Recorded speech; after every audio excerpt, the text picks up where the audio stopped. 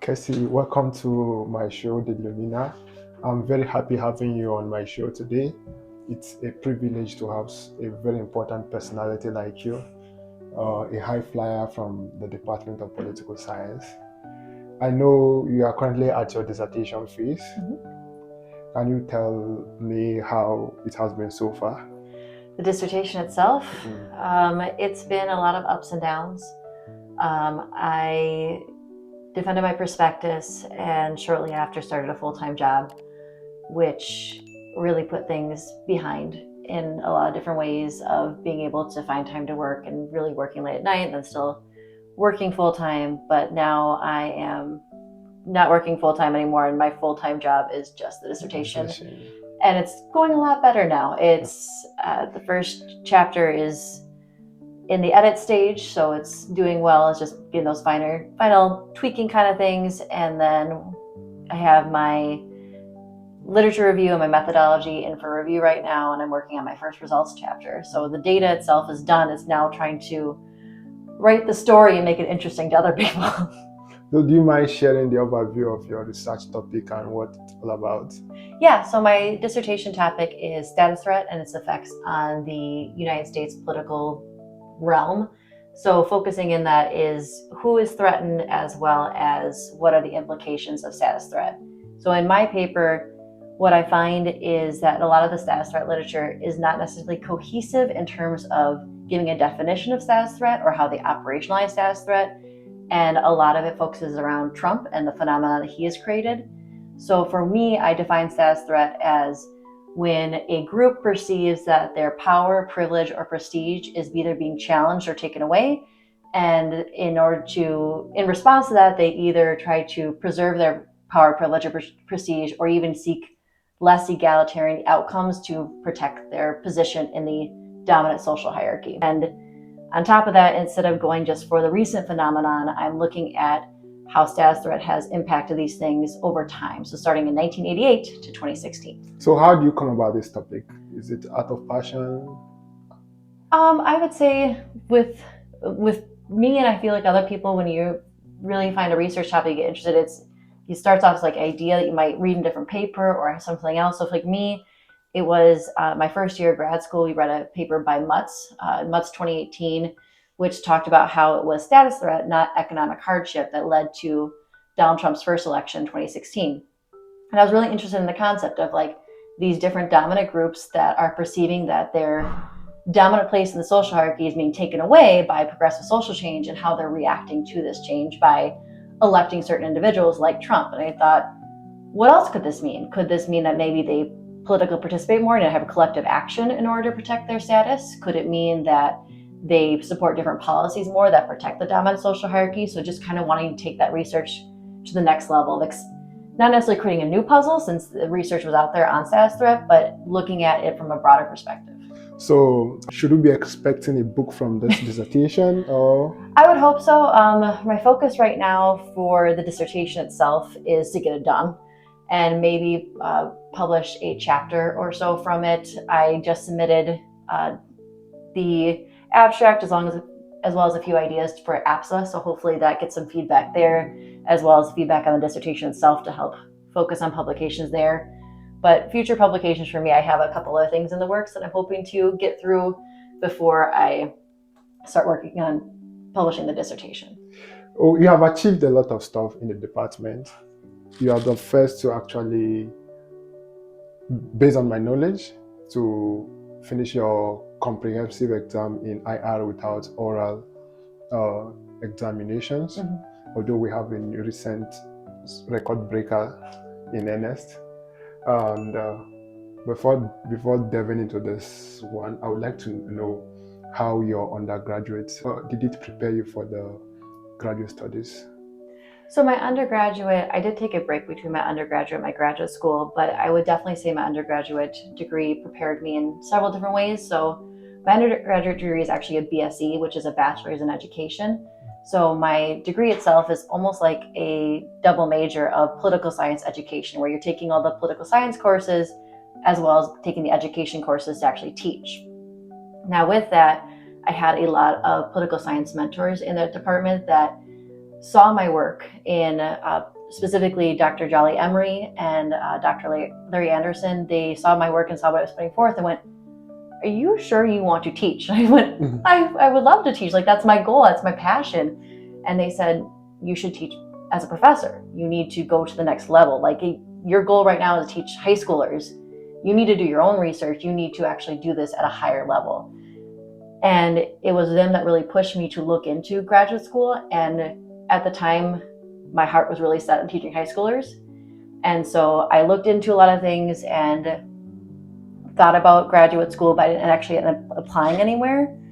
But it was definitely their encouragement that led me to want to seek out the graduate school. And I mean, their curriculum, their way of challenging me and kind of encouraging the work I was doing is what set me up for graduate school. So they saw the talent in you, the teaching talent in you. They already saw the professor in you many years ago. It's rare to actually have those kind of teachers or lecturers around. I'm grateful for them, because without them, I wouldn't know you, right? Thank you. So you are known for your academic excellence, and I would like to know how your routine is, how you prepare for classes, how you manage your time. So it changed a lot in grad school. So when I first started grad school, I was mostly secretly pregnant, but it was just me and my husband, and it was COVID pandemic, so I was at home. So I would say 16 plus hours of my day were just reading and studying and working on things. But having a baby really forces you to figure out time management. And before I had a kid, I didn't know how to skim. I didn't know how to, oh no, I had no idea how to skim. I was very much just absorbed by my work. There was no other kind of things I would focus on or do, but having a kid forced me to learn how to multitask for school. Of like, I needed to focus on getting things done as quickly and as good as possible. And so that really changed how I approached graduate school, of having it be 100% of my waking hours and what I did, to having a lot less time to do it, but trying to do it even better with the less time, and really focus on my priorities of how I'm going to use my time and not dilly-dallying or doing something else, and really just making sure that my time management was really good after I had a kid, which I do not recommend. If you're working on your time management skills, don't just like, oh, I'll just have a kid and I'll figure it out. Not necessarily what I recommend, but really just kind of forcing yourself to have these blocks of times when you work, and knowing what you're going to do, knowing what the goal is what having the kid forced me to do, which other people can do without having a kid. Well, there is a story about you that you gave birth the same day you gave birth, you left the hospital to class. Can you just clarify that story about you giving birth the same day, leaving the hospital bed to the classroom? So I've had 2 kids while in graduate school. My first kid, basically, when I had Quinn, that's my first kid's name, Quinn, she was a COVID baby, so it was still a pandemic, so everything was online. COVID baby. Yeah, little COVID baby. But it was a pandemic, everything was online my first year, so I got very lucky that way, that I was in labor, but I could email my professors and what was going on, and I was able to say like, hey, I'm in labor. Like, I had to tell Dr. Swedler, like, I'm in labor right now, I have my paper done, but I need a little bit more time, because I was a very high risk pregnancy, so I had a whole bunch of IVs in my hand, so I couldn't actually type. So I was kind of like doing the best I could with my one finger and my phone, trying to send things.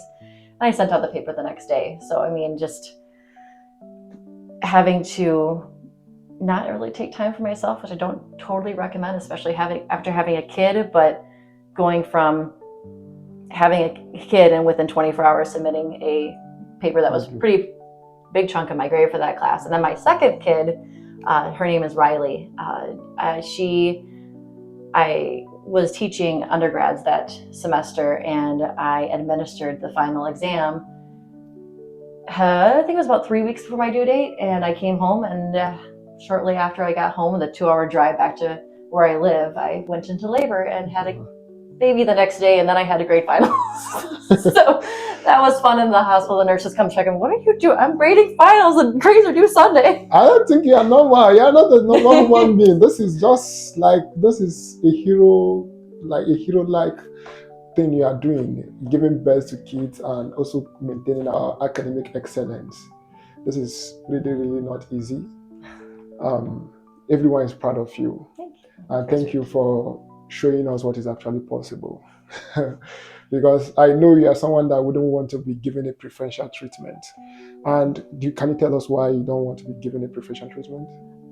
So where that kind of idea comes from is that when I was pregnant with my first and my second, I kept them secret because I didn't want to be seen as the pregnant lady in the department, or I didn't want to get preferential treatment because, oh, she's struggling because she's pregnant, she can't sleep very well, she's dealing with a newborn baby or something like that. So when both my pregnancy, I announced very late into the game of, okay, I'm going to have to be in the hospital for a little bit to have a child. And I did that because I wanted to make sure I developed a name for myself.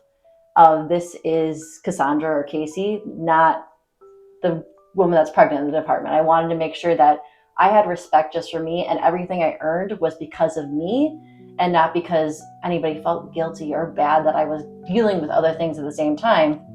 That I can multitask and take care of this, but I want to have a name for myself as the PhD student, as a person, rather than just as a mom, just as a caregiver or something like that. So being able to separate those two things of, like, for example, for my IR exam, I had already had my first, so people knew I had a kid. But for my IR exam, what none of the IR professors knew is I was pregnant. I was 5-6 months pregnant at the time, and I was trying to wear, we were back on campus by that time, so I was trying to wear as baggy clothing as possible, going to classes and things like that, so people didn't know. But I did the best I could to hide the pregnancy because I didn't want them to grade the exam going, well, she's dealing with a lot of stuff right now. She's probably having a hard time sleeping. She's probably dealing with trying to set up for the new baby, whatever. I didn't want any of that to be on their minds. I wanted to be, what can Cassandra do of her own merit? And then I had an on-campus class, and I went to go visit Dr. Colin Cool. And it was winter, so I had a jacket on, but it was warm in the building, so I took off my jacket, and he looks at me, are you pregnant? I'm like, yeah. He's like, you didn't tell anybody. I'm like, no, I didn't want people to know. I didn't want people to think any differently because of it. Wow. But I think there's something about having a kid as a graduate student in the Department of Political Science. I think it's a charm, because the recent person that actually had completed his IR comprehensive exam with minor correction. I don't think there was a correction. For Ernest. Oh yeah. No. He also had a kid maybe a few months ago, and he was actually struggling, and he repeated the same feat as you, who actually completed the IR comprehensive exam without oral examination. But I know for some of the audience, they may not understand what this comprehensive exam is. Can you take us through how many questions you answered, how many scholars you cited, and how many pages, and within the duration of the exam? Did you write it within 2 days, 1 day? Like, how many hours did it take you to write those exams, and how did you write those exams? So my first field's AG, which usually you take your first field, or AG, American Government, you usually take that first. But the way that classes worked out, I took the IR, or International Relations exam, first because I reached the requirements first and I want to get things done as quickly as possible.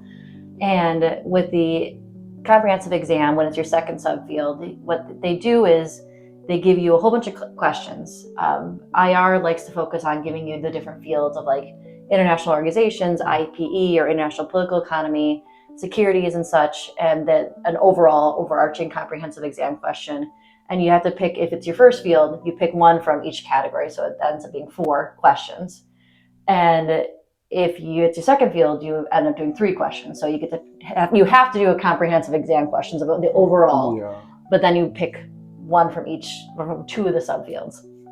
So I know different schools do it differently, but with NIU, they do where you get the question at 8 a.m.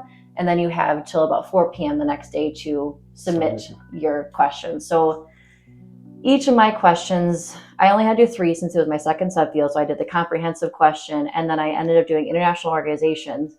And I had planned to do securities, but I ended up doing international political economy because there was a question on globalization that I really enjoyed that kind of pulled me into it. I think my questions were about 2,500 or so words each. Wow. So about 10-ish pages. And going into 10 each page for each question, yes, right? Yes, yeah. around 10-ish pages for each question. So it was definitely a lot of writing in a very short amount of time.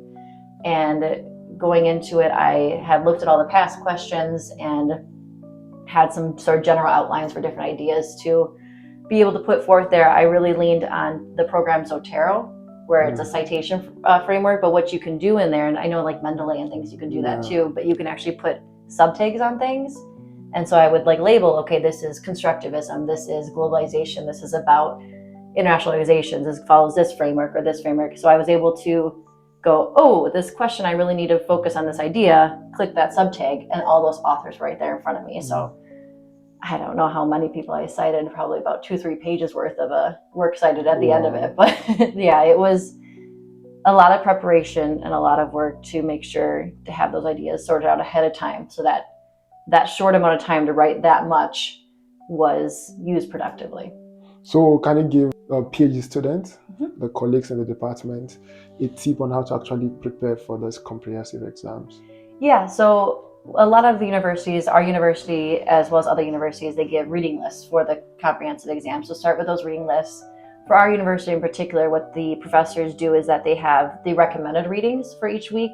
So you have the ones that are required, they actually do for class, and then they'll have supplemental readings. And to prepare for the IR exam, I read all those supplemental readings. So it was, I'd have to look at my Zotero, but it's hundreds of articles that I read to make sure that I had all those ideas. And when I read them, I would take my notes, but I'd always write a paragraph or so summary so that I would have the key ideas, so that when I went back to it, it was like, didn't have to reread everything to get the idea. It was, I already had the idea in front of me of what it meant. And then I had a little references section where it's like, this piece is in discussion with this piece. So like this talks to Mearsheimer, this talks to Savage, this talks to whatever, so that I was able to quickly link different things.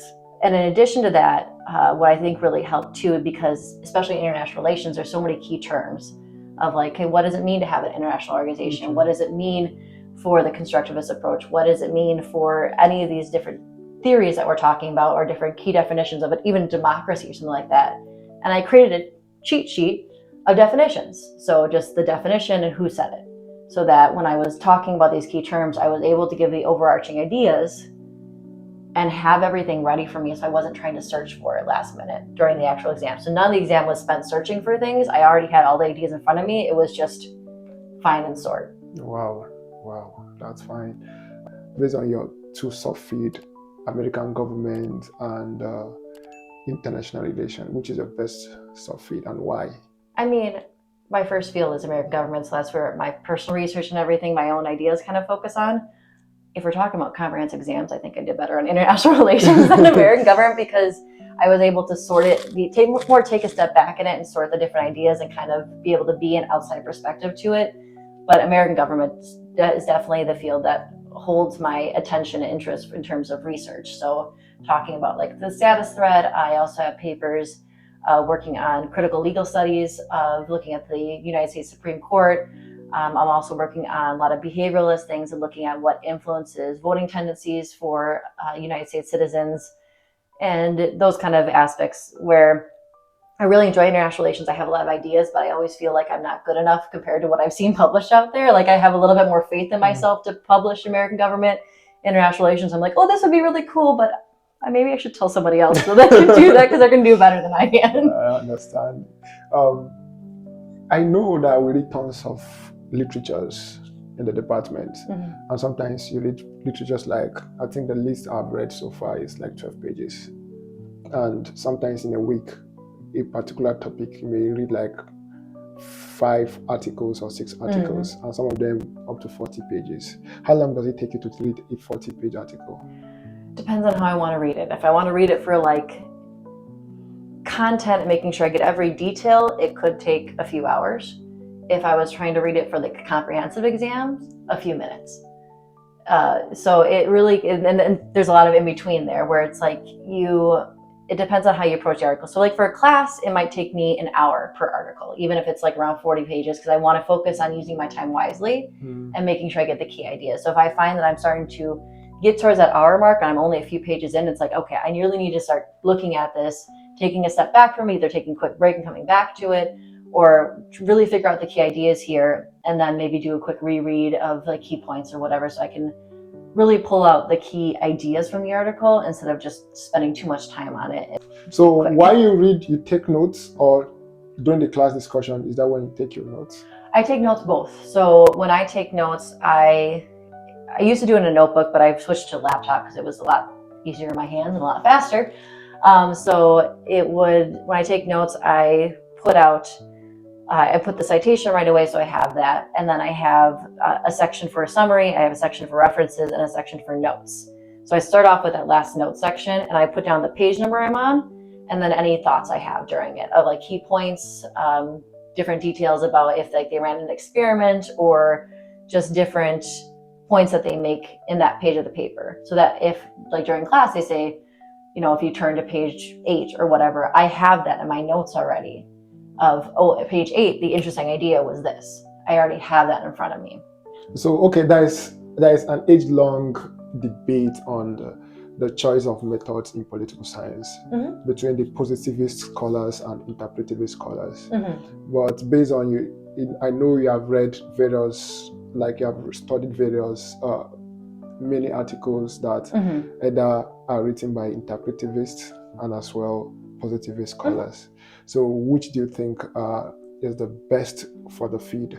Oh, you can't make me choose between it. I mean, it depends on what you're good at, right? Like, I'm a positivist scholar because the numbers make sense to me. I can make a story from the numbers, and I want to see the data to make sense of the world. But then you also have scholars that are way more better at getting the bigger picture than I am when they're taking a more interpretive approach. We're doing the different case studies or looking at the different theories of being able to see that kind of picture. So personally, I'm a positivist scholar because that's what's easiest for me to interpret and understand. But interpretivism, I love reading that kind of work because it paints such a beautiful picture of different theories and different ideas of the world. I personally like to look at my numbers. So even though there are people better at quantitative than I am, but that's really where I go from it. Well, American political science is driven towards behavioral approach, and every American citizen studying political science seems to lean towards positivist approach. And I think that really makes sense. Back home, we are more of qualitative, like in Africa, in West Africa, most of the research there are more of qualitative research than quantitative research. And coming to America here, it seems like what is dominating the scholarship is quantitative research, and it makes sense because I think this is the birthplace for quantitative scholarship, right? The Americanist perspective has definitely been more quantitative in terms of an approach. I think it has a lot to do with just kind of a scientific approach of wanting to make sure that you have like the 3 stars next to everything or whatever, but it does lose something compared to the interpretivist that you see more in other cultures and other places in the world, of being able to tell that story and being able to understand the world in different ways that you might not necessarily get from numbers. So like, I try to work with other people of like in our department, Ariel and I are talking about different paper that we want to work on. And I'm seeing everything from a very quantitative kind of approach of like, here's the data I'd want to really interpret this idea we're talking about. And she's a lot more qualitative. So she sees these kind of interviews that we could have and this case study we could do. And I think especially when you're able to couple those two things together, it can make just a not only good argument, but just a great way to explain the world. Okay, so permit me to talk to Casey as a mother, not as a scholar. Okay. So how has motherhood treated you so far? Motherhood is amazing, but extremely difficult. It's a lot of very little sleep for nights. It is a lot of challenging days, a lot of very rewarding days. It's what's the saying? It's the days are long, but the years are short, is the saying that you hear all the time. And that's definitely true. Like, I can't believe my oldest is already 4. Wow. Like, that's amazing to me that it's gone from, she was a NICU baby. She was all of 4 pounds, a couple ounces. Like, she was this tiny little thing. And now she's this massive 4-year-old that comes up to here on me. So it's like, it's really rewarding to see their progress and see how much they learn and see how fast they pick up on things. They copy little things that you don't realize that you do. I didn't realize that when I kind of shift things, I would go, so.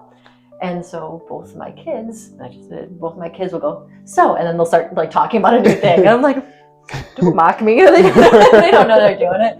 But it's just so rewarding because like at the end of the day, like, okay, you don't get a break. It's still, you have to be a parent. You don't get to just relax. You have to make sure you take care of the kids. And even at night, like you don't just go to sleep. It's, Mom, I want cuddles. But then you're giving them cuddles and it's like, okay, like this is happy. Like it just to be needed to be able to teach someone different things and be able to watch them grow and help them do so. It's really rewarding. Whenever I see you and your kids, especially via Zoom, yeah. I find the sight so joyful, seeing that there is a kind of bond between you and your kids. It seems they are your best friends. I'd say so. They love what Mom does, and I have my different boxes of what I'm a part of, being a mom, being a graduate student, being an employee for something, but they are definitely the biggest priority of like, if something conflicts with them, it doesn't exist. Like they are the world, the axis my world revolves around. So if we have like a meeting, they're going to be there and they're going to be probably a part of it. Like Quinn loves Jeanette's voice. If Jeanette is talking, she will be talking as well. Wow. And like she is going to be involved. She wants to hi to everybody. Same with Riley now too. Like Quinn's a COVID baby. She was a part of it. She's used to it. But I mean, it's gotten to the point that when I have a meeting with the professors via Zoom, they get a little upset with me of like, wait, where's Quinn? Where's Riley? Like, where's your children? Should they be here with us? It's like, okay, they're with Dad. It's okay. But they are like little best friends that they're forced to spend time with you, a little forced proximity there. So how do you balance being a mother and being a student scholar? Very difficultly. Like I said, being a mom really forced time management of how I deal with my time and how I set things in terms of different goals I have for the day. But my kids are always my first priority. So like if I have a class or a meeting, they might be a part of my meeting, but during their wake hours, I would say 99% of it is me being a mom. If they're at home and they're with me, it's me being a mom. Like maybe for 30 minutes during snack time, I might make a couple data tables or whatever I can do during that time, but they are my priority when I am available to them. And that really helps their development, helps the connection. And then when they are asleep, then I get to stay up even later and work on different things for class. So a lot of when I haven't had to take an actual class for a little while since I've been in all the dissertation phase, but during class times I would work on classwork while they took a nap or when they went to bed at night. I think my worst night was 30 minutes of broken sleep. It's not easy at any means, but I wouldn't have any other way because even for as long as I can remember, my two dreams in life were to be a mom and to get a Ph.D. And I'm not gonna let them interfere with each other. I mean, when I first put out to other people the idea of balancing being a student as well as being a mom, people were like, oh, so it was an unplanned pregnancy. Like, no, she was very planned. Oh, so you're not gonna do the Ph.D. anymore, you're just gonna focus on being a mom. No, I'm gonna do the Ph.D. Yes. And people are like, wait, you're gonna do them both at the same? Yes, these are two things that are very important to me. And I will not let them interfere with each other. Like, yeah, the lines cross a good amount to the point that when I am on my laptop, Quinn likes to say hi to the laptop thinking someone's on it because she's so used to me being in meetings sometimes. But it's a lot of balancing work. It's a lot of sleepless nights, but it is very worth it for me. I mean, I don't recommend, again, having a kid for time management is not what I recommend doing, but a lot of times, especially as a PhD student, like there's no right time to have a kid. You're always working on getting the PhD, you're working on getting the job, you're working on getting tenure, you're working on all these things. And it's never a right time, so make the right time. Wow.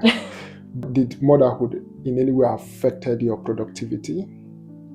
Yeah, I would say for sure. I mean, I think I probably would have a few publications by now if I wasn't a mom, because the free time I have is dedicated to doing the required work, which might seem like, I mean, I did get a 4.0. I did get the master's done. I am working on the thesis. Like I am doing things well, but I'm not doing a lot of the extras that extra students can do. So like in terms like working with R is I would have colleagues that would figure out how to do these really cool modeling things. And I'd be like, when do you ever find time to even do that? And they're like, I don't have a kid.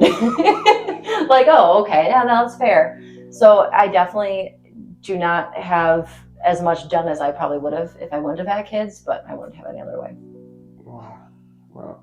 Now I want to talk to Casey as a wife. Oh, okay. So how has being a wife treated you? It is busy. I mean, it's a whole nother person to have to work through things with and make decisions with, things like that. I mean, I have a very supportive husband, so I'm very lucky in that kind of regards of someone that when I talked about going to grad school and my dream of having a PhD, where he was like, go, do it now. And he is extremely supportive to the point that I have to take a step back sometimes and be like, hey, wait, no, we're not going this full-fledged. Last year, I took a full-time job because I felt like, I mean, as a PhD student, you're making this much money. And I felt like I needed to contribute to the family while I finished up my PhD. And he was very much against that. He's like, no, finish your PhD, do what you love to do. We'll figure out the money side. And I'm like, that's not what we can do. And now I've left the full-time job and I focus on the PhD. He's like, you should have been doing this the whole time. Like, you got this. Like, every time I get worried about the future of like the job market and things like that, he's extremely supportive for being able to do that. And being able to be a PhD student and a mom, he's been amazing with that too, because he is a firefighter. And I'm not only as a person, but also his job lets him be even more supportive because he has a schedule where he's 24 hours on, 48 hours off. So in that 48 hours that he's off, he's able to take care of the kids for me so I can go do my work. And he does that as an amazing dad. So not only is he supportive emotionally, supportive financially, because I'm focused on the PhD right now, but also an amazing dad as well. So it's a lot of balancing act, somebody else to work things through. And then, I mean, he taught me time management as well, because when I first started the program, I threw myself into everything, and that's what I would do with every waking hour. And he's like, hi, I'm still here. Like, spend time with me too. So it really helps me have balance is what he provides. So can you take us through how you met your husband? Oh, we met when I was 18 and I was a freshman in undergrad and he was a senior. We both were on the respective rugby teams and we met at a rugby aftermatch. And he, a friend of his, I was sitting on the couch and a friend of his tackled him into me. And he looked up and said, hi. And I said, hi. And we started talking. We exchanged numbers that night. A couple weeks later, we went on a date. And after that, I was like, hey, you need to make a decision. He's like, what? I'm like, are we dating or not? Like, because I'm not going this wishy-washy thing. Like, we've been on a date, been talking for a while. Am I your girlfriend? And he's like, I guess so. Okay. Were you the one that asked him? No, he had to ask me, but I made him make a decision. Like, either you're asking me or we're not official, so it doesn't count much for anything. But yeah. Your husband is an amazing man, and I want to give you an opportunity to actually send a word to him, because I know he will see this video. Oh, I mean, Joe, you're amazing, and you have supported me through so many ups and downs and so many hard decisions. You've been on the side of whatever I want to do it. And you are always there for bringing me to where I want to go. And not necessarily always where I am ready to be, but where I need to go and where I want to go. You are ready to push me to get there and support me in anything I need. Wow, you make me feel so jealous. Now let's come back to you as a student. Mm-hmm. I know you're already in the job market. Yeah. How are you finding it? Easy? It's hard. I think the job market is difficult in general for any sort of person coming out into corporate, private life, or academia. Because, I mean, right now it's a tight job market where you're in competition with people your own age, with your own experience levels, as well as people that have been in the world for a lot longer amount of time. So it's definitely hard to think about in that kind of way. But then I also have a different layer of being location bound. So Joe is a firefighter. They have residency laws, and I mean, he's where he's going to retire. So that means I live there, I'm done there. Like we have about an hour or so, hour, 2 hour radius we can move, but that's it. So most people, when they go on the job markets, like they're applying for everything all over the United States, maybe in different countries. And I'm like, okay, what's available within an hour or so drive of me? So what job are you looking at? Can you just sell yourself?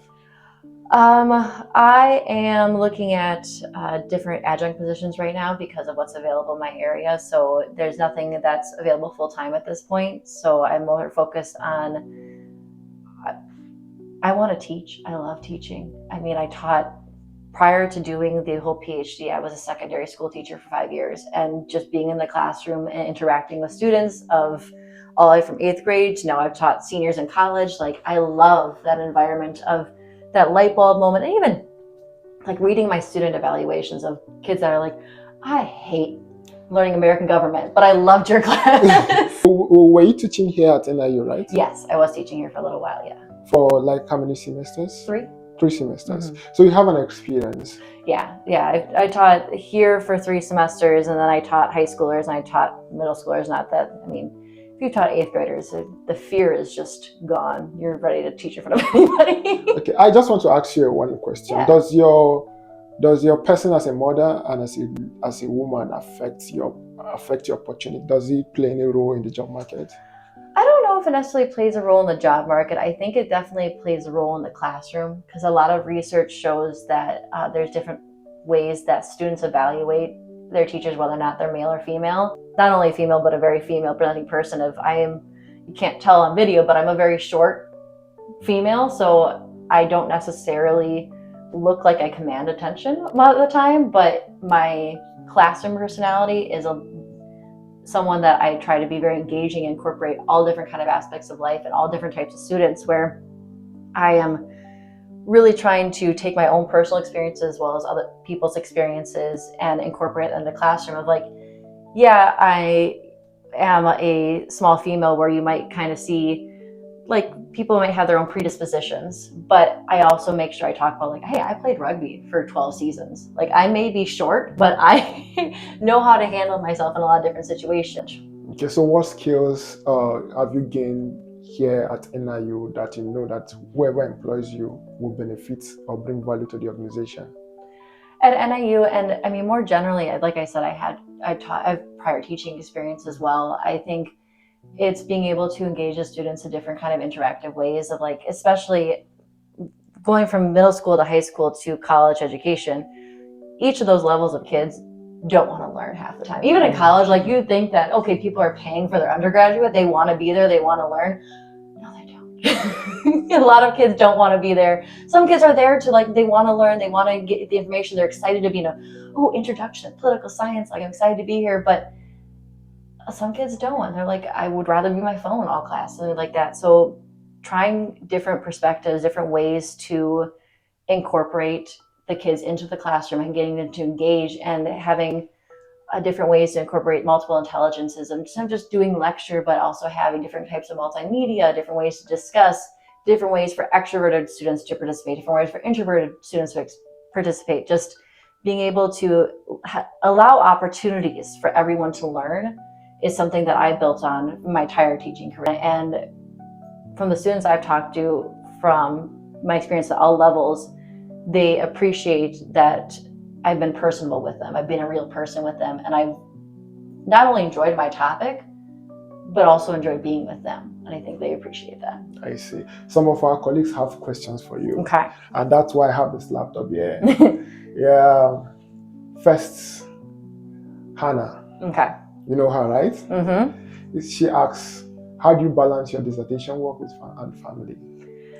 A lot of help from Joe, and just a lot of perseverance and a lot of time management. So with the family, I set a time. I try to do at least a little bit of work every day. So whether or not that might be during nap time or might be during independent play, if it's just me and the girls for like those 24 hours that Joe's at work, or when he's home, he can work with the girls for a period of time while I get some work done in my office. So it like involved being able to be open of like, hey, I'm a mom, I have to have them with me sometimes, but also giving them their individual time and setting aside time for me with my support systems to get work done.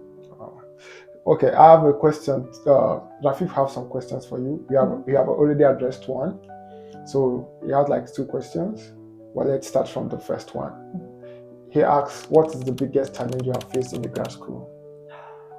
I think the biggest challenge I faced in grad school is probably a big challenge for everybody. It's probably confidence, where you feel like a lot of grad school is a lot of criticism. It's a lot of growth. It's a lot of being in your own bubble and just kind of always being broken down of like, do this better, do that better, do this. And it's a lot of times it is constructive criticism, but sometimes it just doesn't feel that way. And sometimes you just get broken down and it's really hard to keep moving forward sometimes of like, is it good enough? Should I be doing this? And especially at the dissertation phase, you constantly are questioning of like, since you're devoting yourself completely to one topic, you're like, is this even a good topic anymore? Because you start questioning it and you question yourself and everything in your writing. Grad school is just continue with your confidence, and when you don't feel like you are good enough to have people to go to lift you back up until you can do it on your own. I agree. And based on this question, which of the professors, I know all of the professors provide emotional support, but which of the professors do you run to when you are down, like demotivated? Oh gosh, it depends on different things. I mean, Dr. April Clark has always been a really big support system for me in terms of academically, and I just told her about family life and things like that. And we can always, I mean, we've gotten better at it, but for a very long time, we'd schedule like a 30-minute meeting, and all of a sudden, an hour, 2 hours later, we're still talking about random things, because she's always been a really big support system for me with everything I've been through, and as a mom, and understanding like how hard things can get, even when you are more of a type A kind of person, we're trying to push yourself forward. So she's definitely been a big person for that too. But I also would specifically mention like Dr. Colin Cool, who I had, if I have struggles, like he might hear from somebody else or be like, hey, you want to talk? Like he is always kind of person of like, he's there if you need him, of like, if you want to talk to someone, get an outside the box perspective, you need to get distracted of like, help me with this work so I can move forward, or like, let me tell you about what just happened. And he'd be like, let's go. He's also an amazing person, but also, I mean, Ches and Glass, and they've all been different support systems in different ways. Like I said, Glass would get mad at me when Quinn wasn't in the meeting. And Dr. Thurber has always been an amazing person to talk to and just kind of bounce ideas off of. Okay. So he asked another question. How do you deal with burnout and stay motivated? Burnout is so real and it's so hard. It sounds so cliche, but keep going. I mean, it's not very straightforward, and it's really, I've dealt with burnout so many times throughout my life, of being an educator, being in grad school, just even with daily normal being a person. Burnout is a thing that is really hard to confront. And what I do, and it's not necessarily for other people, but I just keep pushing myself. So like for the, and not like necessarily like take a walk, do what you need to do, but like in terms of like the comprehensive exams, I could feel myself start to panic of like, oh my gosh, am I good enough? Is this going to be okay? Like, am I going to pass? Because for the comprehensive exams, yes, I ended up passing the first try, and then you have to do the oral exam for the IR. But before me, no one, since I started, when I started the Ph.D. program till when I took my IR comprehensive exam, no one passed the first time. So I was terrified. I'm like, oh my gosh, this is going to be me too. Like there are people who just submitted half done work or didn't submit at all. And I'm like, I don't even know how to start. So in order to keep myself from burning out or not even doing anything and just kind of stopping, I just said, just start. You might hate what you write, you might hate what you do, but you can go back and fix it. So like that's for burnout and things like that. It's take time for yourself, those kind of things, but just keep going. Because for me personally, like if I let myself stop, I am in my bubble. I'm not doing anything. I'm not productive in any sort of way. So when I started approaching burnout, I'm just like, what can I do? And if I don't feel like I can do anything, I'm like, I'm just going to start writing, and it's going to suck. I'm going to have to fix it. But I also feel like I did something. So So the last question is from associate PhD candidate, the latest associate PhD candidate. Guess who? Who? Ernest. Oh, is it Ernest? Okay. He still got CP. I didn't think about the CP. He still got the CP exam, so I didn't think about that. So he's asking, what's the most helpful thing you have learned from your colleague? What's the most helpful thing I've learned from my colleagues? It kind of goes back to what I said before about not being in a bubble of like leaning on other people, of like being able to depend on others. Of like, I've always been kind of the person of where I've kind of put myself in a bubble and I do things myself. I'm very independent and I've pushed things on myself, but being able to lean on others of like I mentioned her earlier, like Ariel. She's also a mom in the Ph.D. program, and she is doing a whole bunch of adjunct work and still trying to get everything done, doing amazing. But if I talk to her of like, I'm having a hard time right now, let me just like tell you everything and be able to take a step forward of like get it off my chest, where she can give me that, no, you're good enough, and keep going. Or like, hey, I'm stuck on this. I don't understand what this reading means or what to do here. And I could post it on, like we have that chat group with everybody of like, someone help me. And so my colleagues have really taught me how to just not think I can do everything and be able to reach out to others to get help when I need it. Wow, that's amazing. Now I want to ask you, this is not a question, it's like a game. Oh. Yeah. I will mention some characteristics or skills and you match it with a professor you would want to like. You think it like embodies that? Kind of? That embodies that, and you want to have some similar quality. Okay. All right. Communication. Communication. Chesthurber. Dr. Chesthurber. In-depth analysis. Dr. Glass. Experiment. Dr. Cool. Accessibility. Dr. Abel Clark. General research. Dr. Abel Clark. Punctuality. Dr. Chesthurber. What else?